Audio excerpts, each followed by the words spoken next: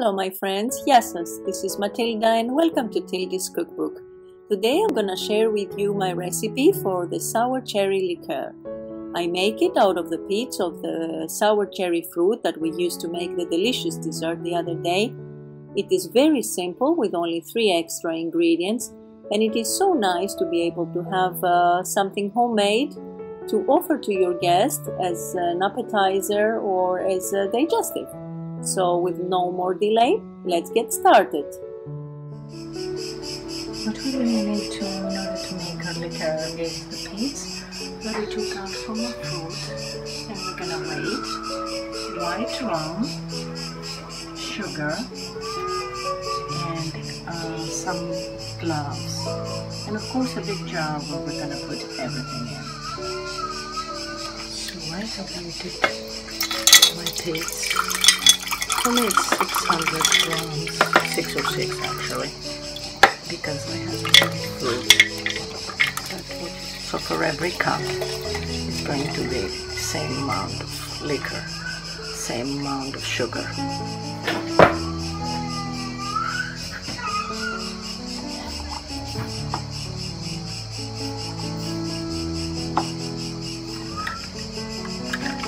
So that my sugar will go a bit further down. Let's see what a beautiful red color it's already started taking. This time I decided to use rum because it's clear, and white sugar also because I didn't want to mess with the color of the pits and some fruits that they are in there. I want to try and maintain the red color. Other years I've done it with brown sugar because of its unique taste, and brandy, but brandy is brown, so it gives it a brownish color. But it's up to you, it's always a matter of taste. You can do it with any liquor really. And also if you do it with brandy, you can use, except for the glass that I'm going to put inside now, you can also use some cinnamon sticks. It gives it an excellent aroma. So we're ready.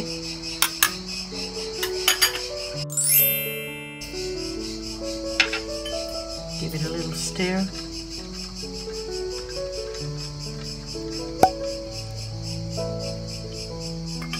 And look it.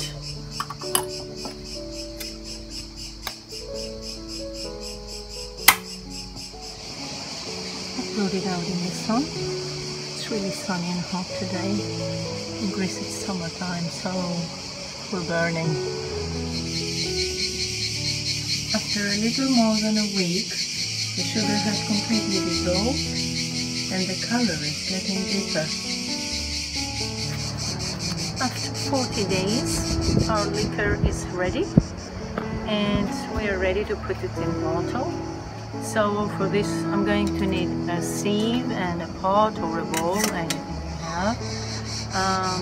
2 bottles, one with a wide neck for the first transfusion, let's say, and one, the final one, with a tighter one. And we're going to need a funnel, and I'm going also to use a tool, which is to take out all the little bits from inside here. So let's see what's gonna happen. First of all, I'm going to pour the whole thing through the sieve so that all the pits are gonna remain in. And the fruit that I had put in there. The smell is incredible.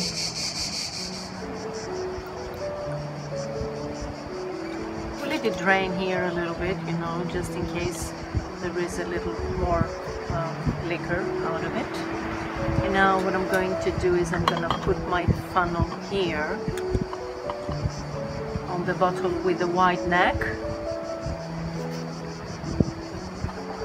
the tulle inside the funnel.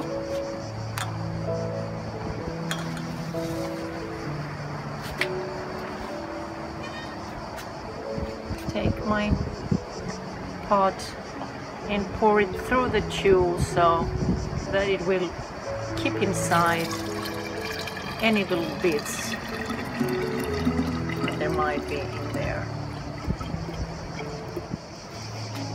Okay, I washed and cleared my tulle, and I know you can't see very well up there, but I couldn't put my camera any higher than that, and this is a very tall bottle, so I'll try to do my best. So now we're gonna put again through the funnel,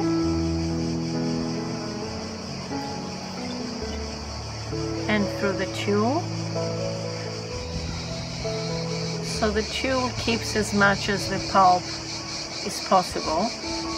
And then we're not going to worry too much about the rest, because in a day or two it's going to go down in the bottom of the bottle.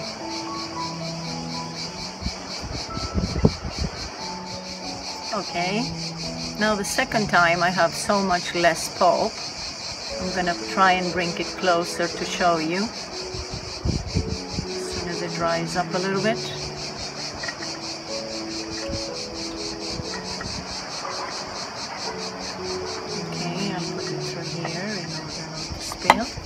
And show it to you. There.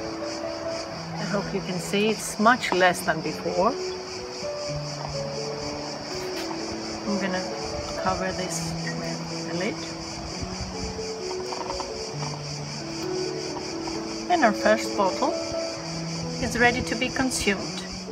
You won't be able to see in this bottle, but I'll show it here. You'll see how it is. It's a bit foggy. But we don't worry about that. The pulp is gonna go in the bottom of the bottle in a day or two, maybe 3 days. And it's good to drink it in any way because it's just the pulp of the fruit, nothing else. And if it remains in the bottle for a longer time, it takes this beautiful clear color, as you can see here, and it tastes really wonderful. So I hope you liked this video. Please subscribe and share it with your friends if you did.